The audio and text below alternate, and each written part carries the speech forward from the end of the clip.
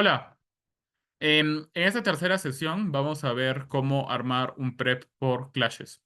Y creo que esto me parece muy importante porque muchas veces creo que los equipos saben que tienen que dividir el prep time según ciertas demandas de la moción, pero creo que lo importante es que tienen ustedes que encontrar cuál es la manera adecuada de que el prep time se adapte a lo que ustedes buscan, ¿no? Y creo que aquí es bueno que, si bien les hemos dado algunos modelos, ¿no? Por ejemplo, un prep time por tipo de emoción, un prep time para emoción política o un prep time para emociones valorativas y actor, creo que algo que es súper crucial también es tener un prep time que se adapte a las necesidades que tiene un equipo, ¿no? Muchas veces, por ejemplo, va a pasar que algunos equipos hacen un prep time más por roles, ¿no? Donde una persona en los últimos 5 minutos arma el argumento y la otra persona más bien está armando refutaciones. Pueden haber personas que hacen un prep time más de colaboración caótica y soltar un montón de ideas y se entienden en ese caos. Puede haber un prep time, que me parece de los mejores, en los que uno dirige y el otro fiscaliza, ¿no? Por ejemplo, un prep time donde una persona sabe mucho de un tema, la otra persona no sabe tanto y potencialmente la persona que no sabe tanto escucha y hace un abogado del diablo, ¿no? Uno dirige el prep time, da argumentos y la otra persona más bien trata de cuestionarse qué tan sólidos son, presenta objeciones, piensa en como el otro lado del debate, piensa en respuestas, piensa en huecos, etcétera, ¿no?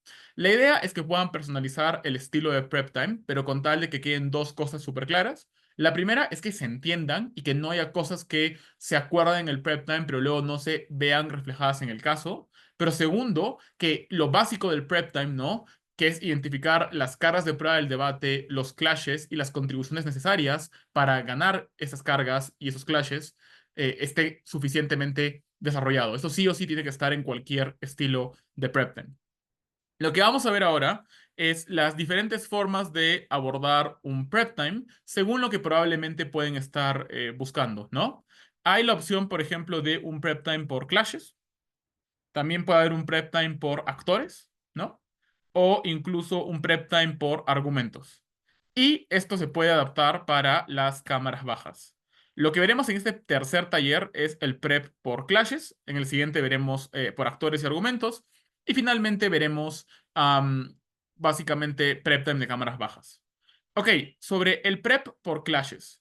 Creo que es súper importante que notemos que un prep por clashes funciona para poder identificar de forma muy clara cuál es el panorama del debate al que vamos a, a ver, ¿no? O sea, cuál es el panorama del debate que vamos a abordar, ¿no? Es una visión bastante holística y amplia y abarcadora de cómo se va a ver las principales contribuciones y dónde van a estar los puntos de tensión y los puntos de respuesta de ese debate, ¿no? Yo sugiero que esto puede hacerse, por ejemplo, una vez que hemos identificado lo más importante del debate, ¿no? Una vez que, por ejemplo, hemos analizado cuál va a ser nuestra estrategia en una moción política o en una moción valorativa o de actor, podemos luego ir y pensar, ok, ¿cómo podemos abordar los clashes del debate? Esto es bueno por tres importantes motivos. Uno, porque un prep por clashes te permite saber qué clashes son esenciales para ganar la ronda y te dice qué material debes priorizar. Dos, porque te permite leer también qué clash es más fácil de ganar en tu lado y qué clash probablemente gane con más facilidad el lado contrario. Pero tres, te ayuda a diversificar estrategias, porque sabes que puede haber más de una forma de ganar un clash o puede haber más de una forma de ponderar un clash también, ¿no? Entonces, lo primero es lo primero, ¿no? Voy a utilizar como ejemplo la moción, esta cámara le daría derechos fundamentales a los grandes simios, ¿no? O sea, darles derechos fundamentales a grandes simios como chimpancés o, digamos, orangutanes, ¿no? Creo que claramente allí lo que tendríamos que preguntarnos primero es, ok, ¿cuáles van a ser los principales clashes del debate, ¿no? ¿Cuáles son las discusiones que más o menos van a estar activamente presentes en la ronda, ¿no? Probablemente hay un clash moral súper fuerte de quién merece derechos o no. Y en segundo lugar, hay un clash práctico que puede ir en dos niveles. Uno, cómo van a reaccionar las personas ante estos derechos. Dos, cuáles van a ser los potenciales beneficios o perjuicios que va a tener la aplicación de este decreto, ¿no? Y lo importante es identificar que cada clash tiene una forma diferente de ser ganado, ¿no? Por ejemplo, se me ocurre que para ganar el clash de principios, si eres gobierno, tienes que explicar que razonablemente hay una causal para obtener este derecho que se cumple en el caso de los grandes simios, ¿no? Por ejemplo, que tienen un desarrollo cognitivo muy parecido al de los bebés humanos, que exhiben una capacidad de desarrollarse y en general de incluso esta empatía que otros animales no tienen, ¿no? Entonces probablemente es la contribución que tengo que ofrecer en el debate para ganar ese clash.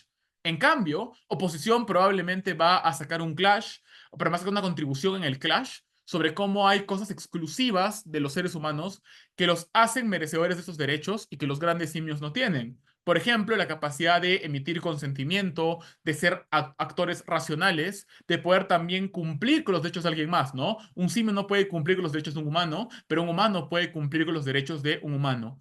Entonces, es importante que yo me pregunte, ok, ¿cuáles son las formas potenciales de ganar cada clash y por qué estas formas y cuál es, digamos, la forma en cada lado de la casa, ¿no? Potencialmente también para explicar que esto va a ser mejor, ¿no? Para que hay más beneficios prácticos, yo tendría que demostrar que la reacción de las personas va a ser lo suficientemente buena o al menos no va a ser lo suficientemente mala para que se genere algún tipo de daño, ¿no? Entonces también tenemos que preguntarnos por la carga de prueba que tiene el segundo clash. Y con esto claro, tenemos que preguntarnos si existe algún clash que podamos ganar con mayor facilidad, ¿no? Es decir, hay dos clashes, ¿cuál es más fácil de ganar? O más bien, ¿cuál es el clash que es más importante que ganemos? ¿No?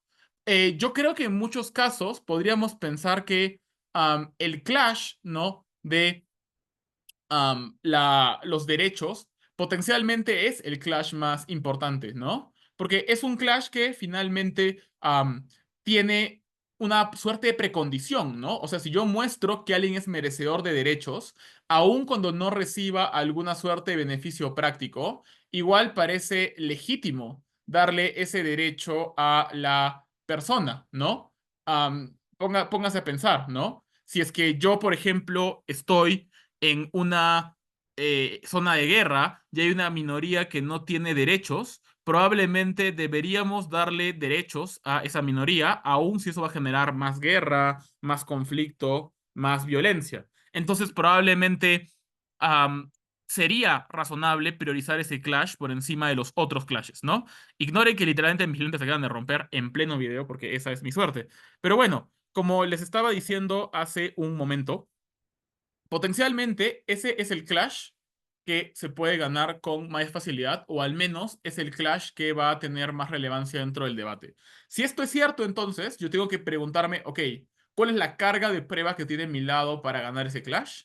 ¿Cómo potencialmente el equipo contrario va a cuestionar esa carga de prueba? Y algo que es muy importante, ¿cómo voy a ponderar este clash? ¿Cómo explico que este clash es más importante que otro? Y ahí podemos recurrir a los clásicos criterios de ponderación, ¿no? Calidad, cantidad, no sé, que un clash es la precondición para otro clash, que hay precedencia lógica, que hay, por ejemplo, como un deber mayor de cumplir con cierto beneficio que otro, etcétera, ¿no? Eso ya lo deciden ustedes, pero es importante que puedan preguntarse, ok, ¿ese es el clash que podemos ganar con más facilidad? ¿O es al menos el clash que podemos que sí o sí tenemos que ganar que tengo que probar para ganar, ¿no? O ganar para ganar el debate.